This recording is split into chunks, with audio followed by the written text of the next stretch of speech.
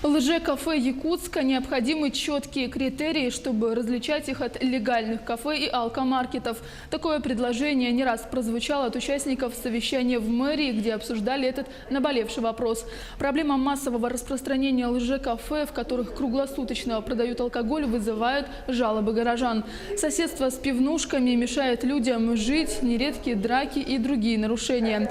В обсуждении этих злободневных проблем приняли участие предприниматели, общественники, депутаты Госдумы и Госсобрания и представители правоохранительных органов. Напомним, сегодня в городе 301 заведение имеют лицензии на оборот алкоголя, из них 236 магазинов, 65 предприятий общепита. Так называемых лже-кафе в городе по состоянию на сентябрь насчитывается 54. Нужно, чтобы решить эту проблему, раз и навсегда сделать критерии и в качестве указа закона, хотя бы вот по городу Якутска пробно, и обязательно учитывать мнение населения. В городе Якутске должен проводиться, я не знаю, это управы или кто это должен сделать, опрос.